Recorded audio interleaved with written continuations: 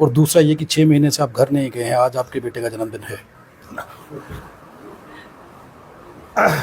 6 महीने तो नहीं, लेकिन काफी समय हो गया घर गए हुए। बेटे का जन्मदिन है, उन परिवार के लोग बेटे का जन्मदिन सेलिब्रेट कर रहे हैं। मैं जो देश के करोड़ों बेटे जो हैं जो रोजगार की तलाश कर रहे हैं, मैं उन बेटों के उज्जवल भविष्य के लिए, और यहाँ जम्मू कश्मीर के जो बेटे हैं जो उम्मीद कर रहे हैं कि मूवमेंट आगे बढ़े, उन बेटों के लिए, उन भाइयों के लिए, उन माओ बहनों के लिए अपनी ड्यूटी अदा कर रहा हूँ। एडवोकेट चंद्रशेखर आज़ाद जम्मू कश्मीर में हैं। पिछले 2 दिन से यहाँ पर चर्चाएं थी और लोग, सुबह से मैं देख रहा हूँ कि तांता लगा हुआ है, लोग मिलने के लिए चंद्रशेखर आज़ाद का इंतज़ार कर रहे हैं। 3 जनसभाएं थी, 2 कल हुई हैं, एक आज मढ़ में होने वाली है जहाँ पर चंद्रशेखर आज़ाद जाने वाले हैं।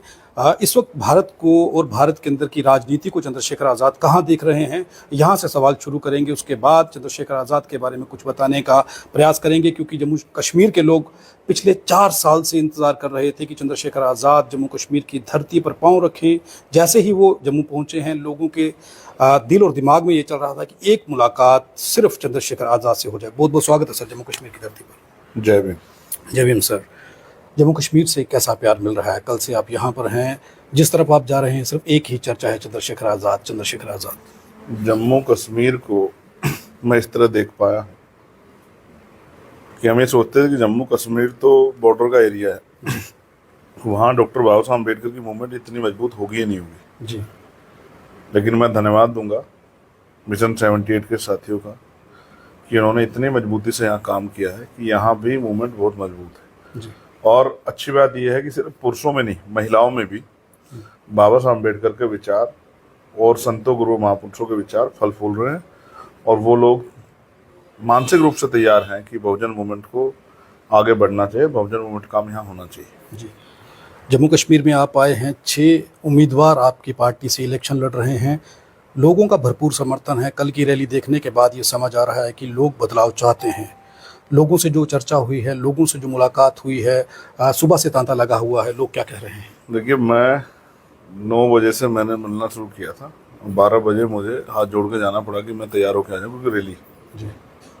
सब समझदार लोग हैं, तैयार लोग हैं, मन बना के हैं, मिलना चाहते थे, अपनी बात रखना चाहते थे, मुझे सुनना चाहते थे। और प्यार को तो मैं शब्दों में बयान नहीं कर सकता। ऐसा नहीं लग रहा है कि मैं उत्तर प्रदेश या नॉर्थ इंडिया से बाहर, जो हिंदी भाषी प्रदेश उनसे बाहर, जी। और सिर्फ किसी एक जाति एक धर्म में नहीं, सभी लोगों का प्यार। बहुत सारे लोग कल मिले, सिख समाज के लोग मिले, शेड्यूल कास्ट के लोग मिले, मुस्लिम समाज के लोग मिले, अन्य पिछड़ी जातियों के लोग मिले, उन्होंने अपनी समस्याएं बताई, तो खूब प्यार आशीर्वाद के रूप में मिल रहा है। कल बड़ी संख्या में लोग भी जुटे दोनों सभाओं में, आज भी सभा है। अभी से खबर यह है कि ग्राउंड फुल है और जल्दी पहुंचा जाए। तो मैं समझता हूं कि ये मिट्टी भी जो है बहुजन मूवमेंट के लिए बहुत उपजाऊ है। बॉर्डर एरिया होने की वजह से राष्ट्रीय दलों का लंबे समय से यहाँ प्रभाव रहा है। राष्ट्रीय दल यहाँ की बुनियादी समस्याओं से, यहाँ की जो जनता की जो जन भावना है, उनसे शायद जागरूक नहीं है या जानबूझ के उनको नजरअंदाज कर रहे हैं। मैंने कल जब लोगों से पूछा, उनकी समस्याएं पूछी, तो उन्होंने बताया कि हमें तो देश स्तर पे बताया जाता है कि 370 हटने के बाद वहाँ के लोगों की ज़िंदगी अच्छी होगी, हमने ये कर दिया है, वो कर दिया है। मैं कानून व्यवस्था के लिए बिल्कुल कहता हूँ कानून व्यवस्था अच्छी होनी चाहिए, लेकिन बहुत सारे ऐसे बुनियादी मुद्दे हैं जिनसे लेकर 370 के हटने से यहाँ के आम लोग सहमत नहीं है। चाहे वो एम्प्लॉयमेंट का मामला हो, चाहे वो ज़मीनों का मामला हो, चाहे रिजर्वेशन पॉलिसी को फॉलो करने का मामला हो, कुछ भी ऐसा नहीं है जिसको देख के कहा जा सके कि बहुत कुछ बदलाव हुआ है। भविष्य में क्या होता है ये मैं और आप इस पर डिसाइड नहीं कर सकते। हमारे 6 उम्मीदवार, सब जगह पे पार्टियां ऊपर से आदेश करती है कि कौन लड़ेगा, कितने प्रत्याशी लड़ेंगे। हमारे यहाँ स्टेट टीम तय करती है कि वो कितने प्रत्याशी को लड़ाना चाहती है। प्रत्याशी इन्होंने यहाँ पे 6 प्रत्याशी तैयार किए, ये हमारे मजबूत प्रत्याशी, मजबूत फाइट करेंगे, तो आपको इनकी मदद करने आना है। मुझे 2 दिन का समय दिया गया, मैं 2 दिन के लिए आ गया हूँ। अभी इलेक्शन भी चल रहा है जी। मैं यहाँ के प्रदेश अध्यक्ष जी का, रजत जी का, भीम आर्मी के प्रदेश संयोजक पवन जी का, पूरी टीम का मिशन 78 के साथ धन्यवाद करता हूँ कि उन्होंने जो संघर्ष किया है, उसी की वजह से आज हमारी बात भीम आर्मी आज़ाद समाज पार्टी की गांव-गांव तक गई है। तो जैसा मैंने कहा, मैं महिलाओं के ग्रुप से भी मिला, मैं स्टूडेंट्स के ग्रुप से मिला, मैं लड़कियों के ग्रुप से मिला, मैं नौजवान छात्रों के ग्रुप से मिला, तो मुझे ऐसा महसूस हुआ कि हर व्यक्ति में चेतना है और सब लोग चाहते हैं कि उनका राजकाज में हिस्सेदारी उनकी होनी चाहिए। और मैंने भी उनको डेढ़ घंटा काफ़ी समझाया। मुझे उम्मीद है कि यहाँ से राजनीतिक रूप से ताकत जो है आज़ाद समाज पार्टी को रिजल्ट के तौर पर मिलेगी। आज़ाद साहब, ऐसा है कि कोई एक छोटा सा नेता आ जाए तो उसके लिए 5 स्टार होटल बुक किए जाते हैं, उनकी रहने की व्यवस्था की जाती है, ये डिमांड्स रहती हैं उन लोगों की। आप राष्ट्रीय अध्यक्ष हैं, सांसद हैं, बहुजनों से प्यार करते हैं और प्रदेश अध्यक्ष के घर में रुके हुए हैं। कोई ऐसी लगा नहीं कि कोई 5 स्टार होटल हो या ऐसा हो। एक बड़ा चेहरा, आप स्टार प्रचारक हैं, लोग आपको पसंद करते हैं। रास्ते में जब आप निकल रहे थे, हम कल कवर कर रहे थे, हम देख रहे थे वो सब चीज़ें। लेकिन इतना सिंपल रहना, इतने ज़मीन पर रहना, ये मान्यवर कांशीराम साहब को ही फॉलो करने से हुआ है या आपके अंदर भी ये चीज़ें हैं? देखिए, हम लोग जिनका नेतृत्व कर रहे हैं उनके जीवन में बहुत सारी समस्याएं हैं जी। और अगर हम बिल्कुल जमीन पे नहीं रहेंगे तो हम उनकी समस्याओं से वाकिफ नहीं हो पाए। हाल तो मैं तो ग्रामीण पृष्ठभूमि से आया हूँ, मैं बहुत सारी चीज़ों से वाकिफ हूँ पहले से। मैं हमारे प्रदेश अध्यक्ष वकील हैं और अपनी मेहनत का 70-80% पैसा अपने बच्चों का पेट काट के मूवमेंट पे लगाते हैं। मैं उनका धन्यवाद करता हूँ और जो साथी सहयोग में काम कर रहे हैं नौजवान हैं, मैं उनका भी धन्यवाद करता हूँ। मेरे लिए 7 स्टार से कम नहीं। यहाँ जिस तरह की सुविधा उन लोगों ने उपलब्ध कराई है, मैं उनसे बहुत खुश हूँ। और शायद आपको नहीं पता कि मुझे नींद भी चोट की वजह से वो ज़मीन पे ही आती है। तो मैं तो उस कमरे में भी जो ज़मीन पे, क्योंकि ये कश्मीरी कल्चर है, तो बेड के बराबर में नीचे भी एक बिस्तरा लगाते हैं जी। कि कोई ऊपर सोना चाहे तो ऊपर सोचा है, कोई नीचे, तो मैं नीचे ही सोया। यह है कि देर रात तक नींद नहीं आई क्योंकि बाहर उस तरह के एटमॉस्फेयर में आदत नहीं होती जी। लेकिन फिर भी एक बहुत सुकून और एक बहुत सारा प्यार। और फिर मैं कहूँगा कि हमने तो ये सब अपने महापुरुषों से सीखा है। जी। जब हम उनका आंदोलन चला रहे हैं तो उनकी तरह ही चलाना चाहिए। यही बात आंदोलन को कामयाब कर सकती है। तो मैं खुश हूँ। मेरे लिए 7, 8, 9, 10 जितने भी स्टार होते होंगे उन सब स्टार से अच्छा है। और मैं सांसद भी इन लोगों ने बनाया जी। इन्होंने अपनी मेहनत कमाई से बनाया जी।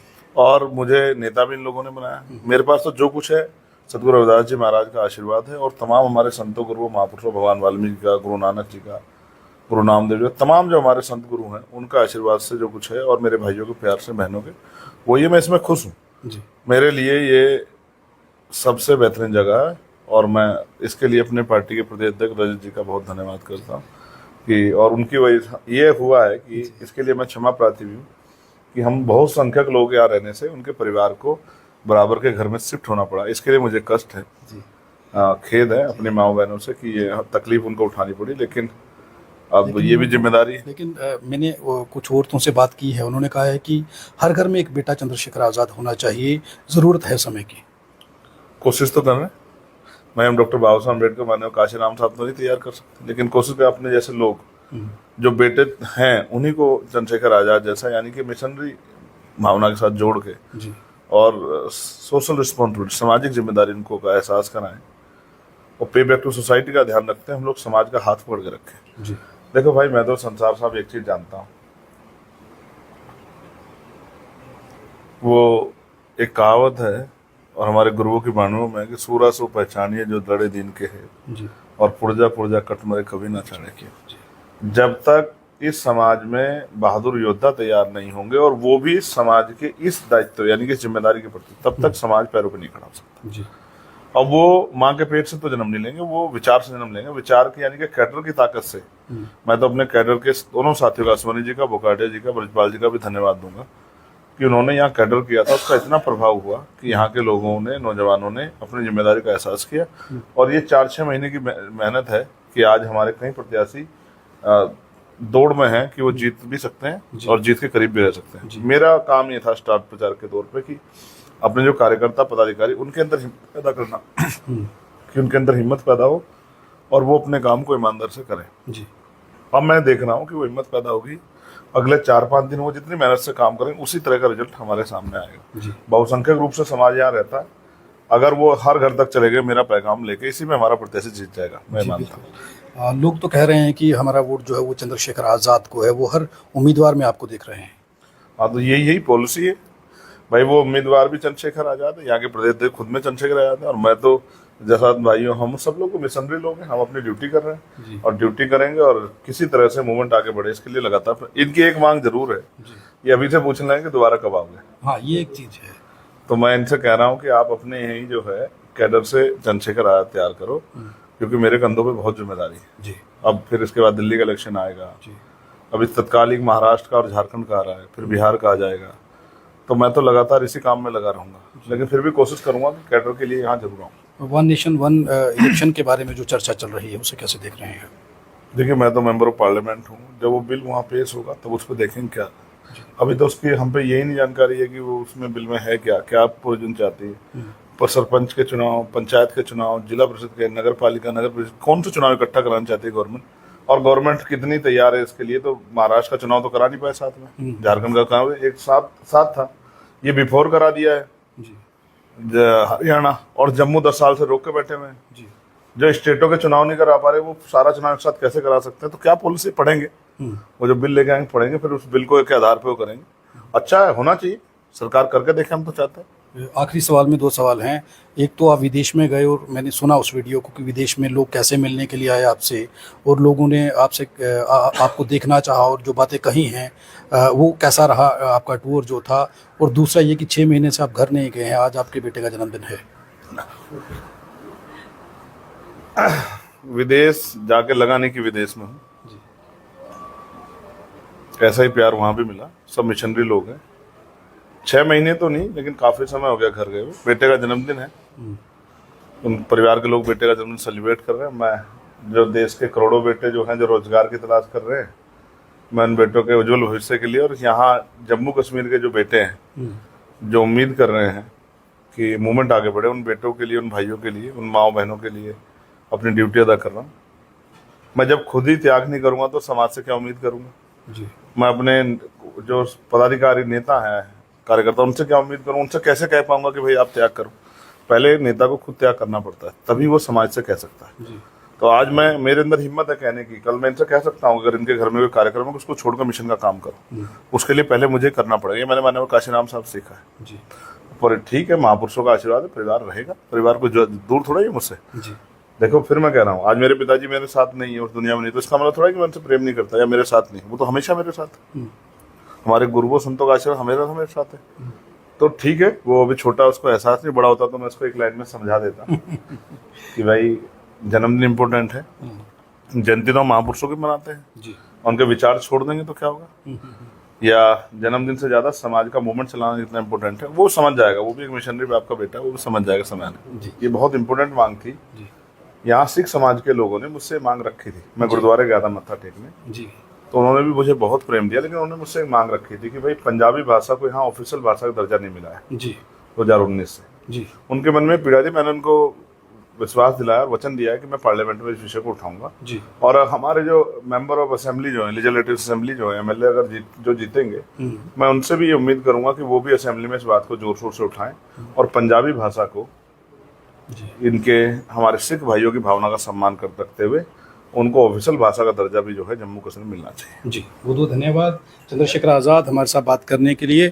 और तस्वीरें आप देखिए, अभी भी इस बंद कमरे में जहां पर हम बैठे हुए हैं, लोग किस तरीके से उन्हें सुनने के लिए यहाँ पर बैठे हुए हैं। और चंद्रशेखर आज़ाद की खास बात जो मैं आपको बताने जा रहा हूँ कि उनके बेटे का जन्मदिन है और लोग मोबाइल स्विच ऑफ करके फैमिली के साथ होते हैं, लेकिन वो आज भी समाज में, उन्होंने कहा है कि मेरे लिए मेरा समाज सबसे पहले है। अगर मेरा बेटा थोड़ा बड़ा होता तो मैं एक लाइन में उसे समझा देता कि समाज कितना ज़रूरी है। ये भावना समाज के प्रति, ये भावना अपने लोगों के प्रति रखना एक बड़ी बात है। ये चंद्रशेखर आज़ाद जो कर रहे हैं, ये मिसाल है। और जो कहा गया है, औरतों ने कहा है कि हर घर में एक चंद्रशेखर आज़ाद पैदा होना चाहिए, ये समय की ज़रूरत है। आप देखते रहें RTI इंडिया न्यूज़, लोकतंत्र का पहरेदार, ताकि हम पहुंचा सकें आप तक वो खबरें जो नहीं पहुंच रही हैं या फिर जो